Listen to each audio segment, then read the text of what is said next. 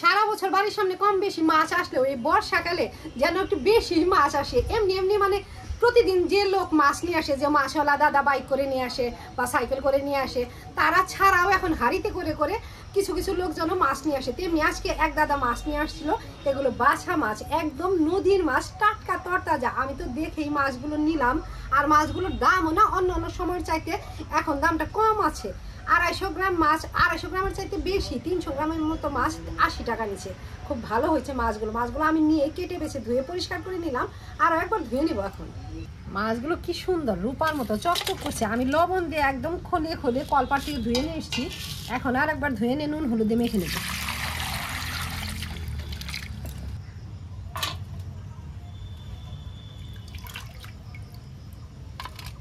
মাছের উপরে হলুদ গুঁড়ো দিলাম, এখন দেব নুন। এখন ভালোভাবে হাত দিয়ে মেখে নেব। এই মাছ তো আগে আমার ঠাকুমা বেগুন চিকন চিকন করে কেটে রান্না করতো, ঘরে তো বেগুন নাই, আর আমিও তো জানি না এত ভালো মাছ বাড়ির সামনে থেকেই পাবো। তবে আজকে এই মাছগুলো আমি সর্ষে দিয়ে করবো। সর্ষে দিয়ে করলেও খেতে সেই স্বাদ লাগে।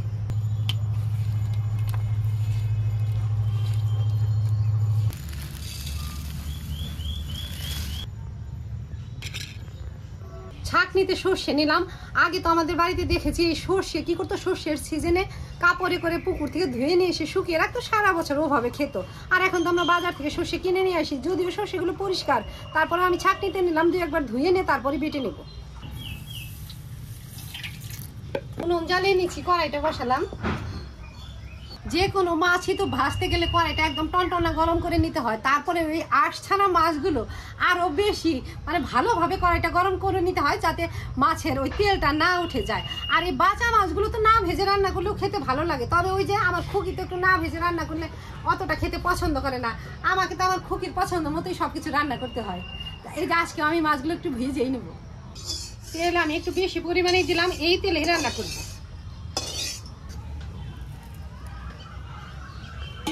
বেশ অনেকগুলো মাছ একবারে কড়াইতে ভাজা যাবে না, 2বারেই ভেজে নিতে হবে, 2বারেই ভাজবো।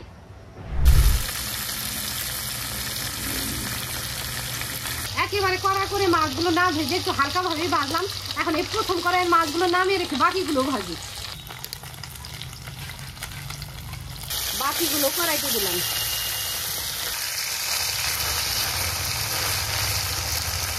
সর্ষে দিয়ে যে কোনো মাছ রান্না করতে খুবই সোজা, শুধু মাছগুলো কাটতে বাঁচতে যা সময় লাগে।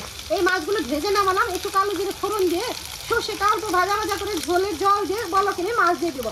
আবার কোনো কোনো সময় তো আমি এমনও করি, কড়াইয়ের মাছ ভাজার উপরেই কালো জিরে দিয়ে দিই, ওর উপরই সর্ষে ঢেলে দিই। যেহেতু আজকে আমাকে 2বারে মাছগুলো ভাজতে হলো, মাছটা নামিয়ে সর্ষেটা কষিয়ে তারপরে মাছ দেবো।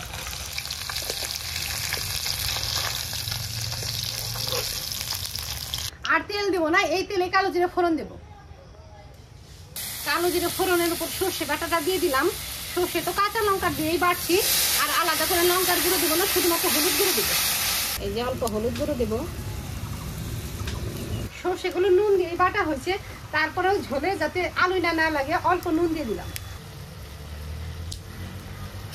সর্ষের জলটা বলক এসে গেছে, এখন মাছগুলো দেবো।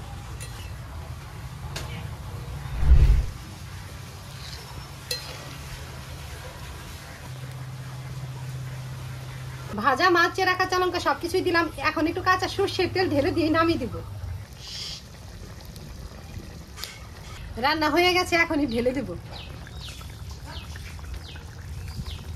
আর সর্ষে দিয়ে রান্না করা যে কোনো তরকারি তো কাঁসার থাল বাসনে ঢালতে হয় না। এই যে যে থালাতে মাছ ভাজা নামাইছিলাম ওটার মধ্যে নামিয়ে দেব।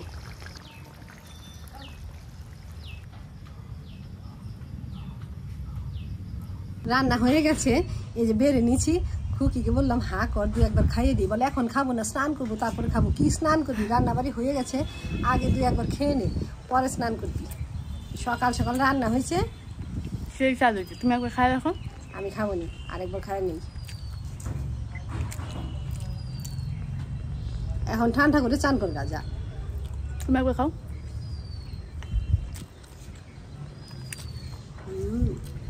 তোর তাজা মাছ তো, ঝোলটাও ভালো হয়েছে, সর্ষের ঝোল।